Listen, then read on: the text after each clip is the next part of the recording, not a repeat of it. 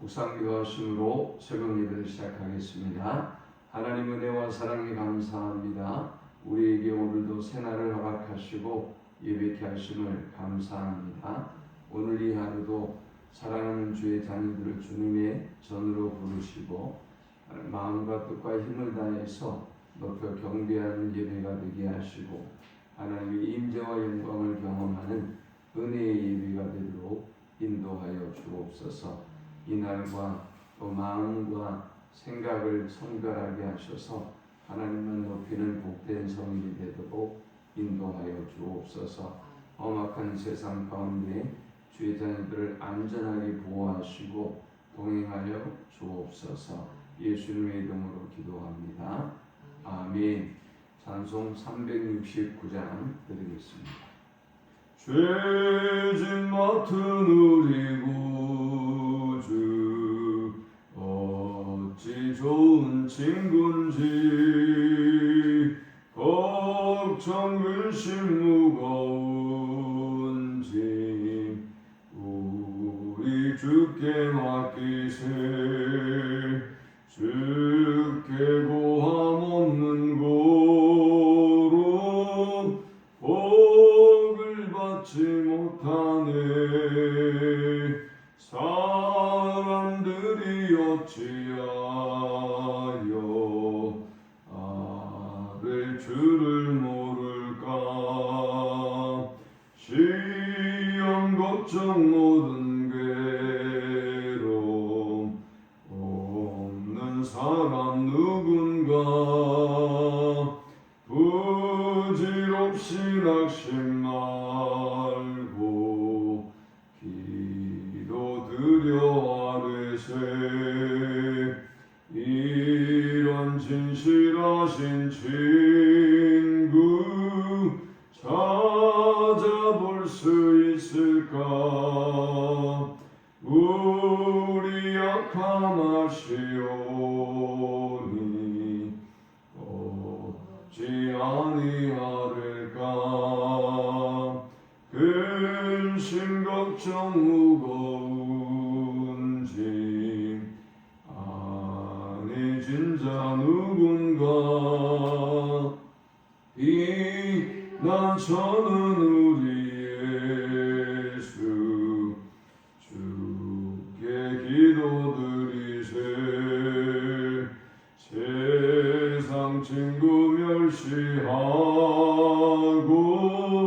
너를 조롱하여도 예수 품에 안기어서 참된 위로 받겠네.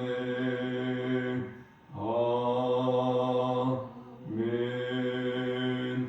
오늘 이 시간에 주시는 살아계신 하나님의 말씀 신약성경 누가복음 14장 1절에서 14절의 말씀입니다. 안식일에 예수께서 한 바리새인 지도자의 집에 떡 잡수시러 들어가시니 그들이 엿보고 있다가 주의 앞에 수종병 든 한 사람이 있는지라. 예수께서 대답하여 율법 교사들과 바리새인들에게 이르시되 안식일에 병 고쳐주는 것이 합당하냐 아니하냐. 그들이 잠잠하더니 예수께서 그 사람을 데려다가 고쳐 보내시고 또 그들에게 이르시되 너희 중에 누가 그 아들이나 소가 우물에 빠졌으면 안식일에라도 곧 끌어내지 않겠느냐 하시니 그들이 이에 대하여 대답하지 못하니라. 청함을 받은 사람들이 높은 자리 택함을 보시고 그들에게 비유로 말씀하여 이르시되 내가 누구에게나 혼인잔치에 청함을 받았을 때에 높은 자리에 앉지 말라. 그렇지 않으면 너보다 더 높은 사람이 청함을 받은 경우에 너와 그를 청한 자가 와서 너더러 이 사람에게 자리를 내주라 하리니 그때에 내가 부끄러워 끝자리로 가게 되리라. 청함을 받았을 때에 차라리 가서 끝자리에 앉으라. 그러면 너를 청한 자가 와서 너더러 거시어 올라 앉으라 하리니 그때에 함께 앉은 모든 사람 앞에서 영광이 있으리라. 무릇 자기를 높이는 자는 낮아지고 자기를 낮추는 자는 높아지리라. 또 자기를 청한 자에게 이르시되 내가 점심이나 저녁이나 베풀거든 벗이나 형제나 친척이나 부한 이웃을 청하지 말라. 두렵건대 그 사람들이 너를 도로 청하여 내게 가품이 될까 하노라. 잔치를 베풀거든 차라리 가난한 자들과 몸 불편한 자들과 저는 자들과 맹인들을 청하라. 그리하면 그들이 갚을 것이 없으므로 내게 복이 되리니 이는 의인들의 부활시 내가 갚음을 받겠습니다 하시더라. 아멘. 예수님은 안식일에 병든 자를 주저함 없이 고쳐주셨고 이에 대한 소문은 점점 더 퍼져 나갔습니다. 예수님에 대한 좋은 소문이 퍼져나가기도 했지만 이렇게 안식일의 규례를 범하는 일처럼 또 많은 사람들에게 시비거리가 될 만한 소식들이 또 널리 전해지기도 했습니다. 오늘 본문 1절에 보니까 안식일에 예수께서 한 바리새인 지도자의 집에 떡 잡수시러 들어가시니 그들이 엿보고 있더라 했습니다. 이제 예수님을 뒤쫓아서 고발거리를 찾고자 하는 사람들이 예수님을 엿보기까지 합니다. 얼마나 이 논쟁의 중심에 있었던 예수님은 힘들고 어려웠을까요? 아마 모든 행동들이 다 자유롭지 못했을 것입니다. 그런데 2절에 보니까 예수님은 또 한 사람의 수종병 걸린 사람의 치유를 전혀 주저하지 않습니다. 주의 앞에 수종병 든 한 사람이 있는지라 예수께서 대답하여 율법 교사들과 바리새인들에게 이르시되 안식일에 병 고쳐주는 것이 합당하냐 아니하냐 물으셨습니다. 자, 이제 우리는 이 안식일 논쟁으로부터 시작된 본문을 통해서 세 가지 영적 교훈을 묵상하고 함께 은혜를 나누려고 합니다. 이 본문이 주는 첫 번째 영적 교훈은 안식일의 정신을 회복하라라는 것입니다. 또 율법의 정신을 회복하라라는 것입니다. 사실 율법이라고 하는 것은 하나님을 온전히 섬기기 위하여 하나님이 주신 것이죠. 인간의 죄로 인하여 하나님과 인간 사이의 관계가 파괴되지 아니하고 하나님과 온전한 관계를 가질 수 있도록 하나님이 주신 거예요. 그런데 이 율법을 온전히 지키지 못하니까 하나님께서 제사를 주셨고 또 제사를 통해서도 우리의 죄를 깨끗하게 못하니까 하나님이 예수 그리스도를 이 땅에 보내시고 우리의 모든 죄를 사하시고 우리를 구원해 주셨습니다. 그런데 문제는 이 율법이 인간의 구원을 위하여 존재하는 것이고 하나님과의 온전한 관계를 위하여 존재한다는 것이죠. 십계명 이후에 이스라엘 백성들은 이 율법을 잘 지키기 위해서 무려 613가지의 조항을 만들어서 율법을 잘 지키려고 했단 말이죠. 안식일의 규례만 해도 39가지나 만들어서 어떻게 하나님을 잘 섬기고 어떻게 믿음 안에 살아갈 것인가에 대해서 끊임없이 노력하고 연구했던 사람들이에요. 그것까지는 참 귀하죠. 한데 문제는 무엇이냐? 그들은 이 안식일의 규례를 지키기 위해서 혹은 율법을 지키기 위해서 사람의 고통을 중요하게 다루지 않고 있다는 거예요. 사람의 아픔을 중요하게 다루지 않고 있다는 거예요. 그러니 이 문제가 모순된 것 아니겠습니까? 사람을 구원하고 사람이 회복되도록 안식일이 존재하고 또 율법이 존재하는데 그런데 정작 이 사람들은 고통받는 사람을 안식일의 규례를 지키기 위해서 율법을 지키기 위해서 내팽개쳐 뒀단 말이죠. 주님은 오늘 이 본문에서 그것을 지적하고 있습니다. 3절에 보니까 예수께서 대답하여 율법 교사들과 바리새인들에게 이르시되 안식일에 병 고쳐주는 것이 합당하냐 아니하냐. 그들이 잠잠하거늘 예수께서 그 사람을 데려다가 고쳐 보내시고 또 그들에게 이르시되 너희 중에 누가 그 아들이나 소가 우물에 빠졌으면 안식일이라도 곧 끌어내지 않겠느냐 하시니 했습니다. 사람은 고치지 않고 내버려 두고 있는 이들에게 주님이 한 가지 예를 들었습니다. 아들이나 소가 물에 빠졌는데 안식일에 끌어내지 않겠느냐? 다 끌어내지요. 주님은 이 사건을 통해서 너희가 소나 자기 자식을 구원하려고 하되 이렇게 고통받는 영혼들을 율법을 지키기 위해서 구원하지 않는 것이 말이 되느냐라고 지금 반문하고 있습니다. 이러한 예수님의 가르침이 맞다는 것을 깨닫고 사람들은 예수님의 말씀에 전혀 대답하지 못했습니다. 우리는 율법을 지키는 것보다 율법의 정신을 회복하는 것이 중요하다는 사실을 기억해야 하겠습니다. 두 번째 우리가 이 본문을 통해서 얻을 수 있는 영적 교훈은 스스로 낮은 자리를 택하라라는 것입니다.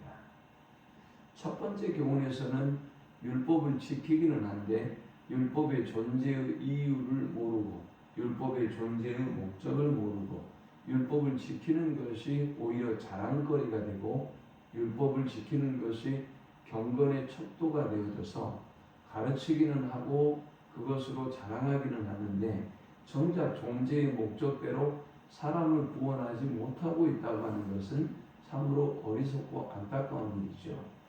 두 번째 비유에서 주님은 잔치에 청함받는 비유를 말씀해 주고 있습니다. 한 사람이 잔치에 청함을 받았습니다. 그래서 이 사람이 높은 자리에 앉았습니다. 그런데 나중에 시간이 지나고 나니까 더 높은 사람이 옵니다. 그래서 이 사람이 저 낮은 자리로 내려가게 되었습니다.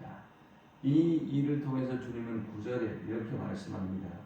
너와 그를 청한 자가 와서 너더러 이 사람에게 자리를 내주라 하니 그때에 내가 부끄러워 끝자리로 가게 되리라.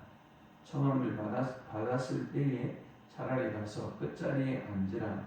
그럼 너를 청한 자가 와서 너더러 보시어 올라 앉으라 하니 그때에 함께 앉은 모든 사람들 앞에서 영광이 있으리라. 무릇 자기를 높이는 자는 낮아지고 자기를 낮추는 자는 높아지리라 했습니다. 잔치에 초대되었을 때는 처음부터 높은 자리에 앉지 말고 그래서 점점 더 밀려나지 말고 차라리 낮은 자리에 앉아서 점점 더 높은 곳으로 올라감이 옳다는 것이지요. 누구를 향해서 말씀하신 것입니까? 오늘 이 바리새인들을 향해서 하신 말씀입니다. 그들은 참 귀한 자들이고 또 귀한 일을 하고 있는 사람들입니다. 그런데 하다 보니 주제를 잃어버리고 가장 높은 자리에 앉고 말았어요. 그런데 그보다 더 높은 예수님이 오셨어요. 그럼 어떻게 해야 됩니까? 그럼 이 바리새인들이 예수님을 알아보고 얼른 밑으로 내려와야 되는데 그들은 내려오려 하지 않고 있단 말이죠. 자, 이렇게 되어졌을 때 주님은 그들을 강제적으로 낮추시겠다라는 것이지요. 실제로 예수님이 임하면서 가장 높은 곳에 있었던 바리새인들은 점점 더 낮아지게 되죠. 오히려 예수님께 꾸지람을 듣게 돼요.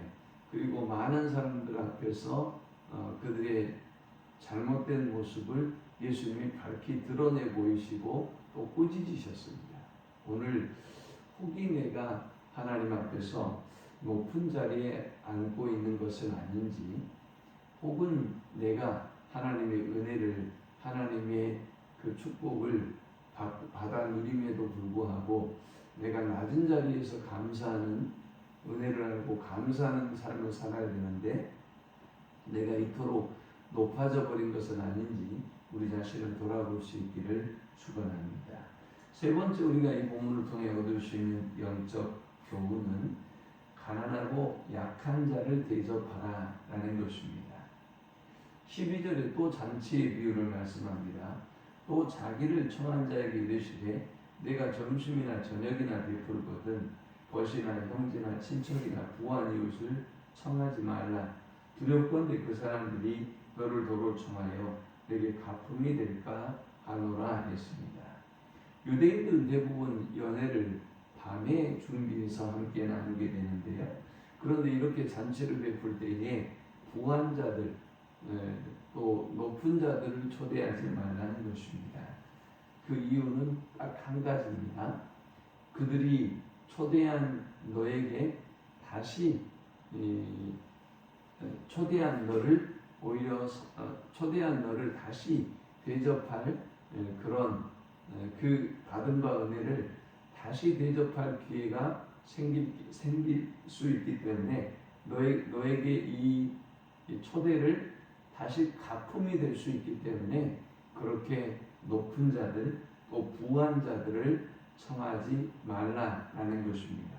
그러면 누구를 청해야 되느냐? 13절에 잔치를 베풀거든 차라리 가난한 자들과 몸 불편한 자들과 저는 자들과 맹인들을 청하라. 그리하면 그들이 갚을 것이 없으므로 내게 복이 되리니 이는 의인들의 부활 시에 내가 갚음을 받겠습니다 하시더라 했습니다. 하나님은 잔치를 벌여서 사람을 초대하려면 가난한 사람들, 몸 불편한 자들, 맹인들을 청하라고 말씀하셨습니다. 그 이유는 딱 한 가지입니다. 그들은 갚을 것이 없다는 것입니다. 자, 이것을 통해서 주님은 무엇을 말씀하시는 것일까요? 주님은 이렇게 너희가 지도자로 살아가거든, 너희가 이렇게 먼저 믿는 또 영적인 리더들로 살아가거든 보상을 받으려고 하지 말아라 라는 것입니다. 대접을 받으려고 하지 말아라 라는 것입니다.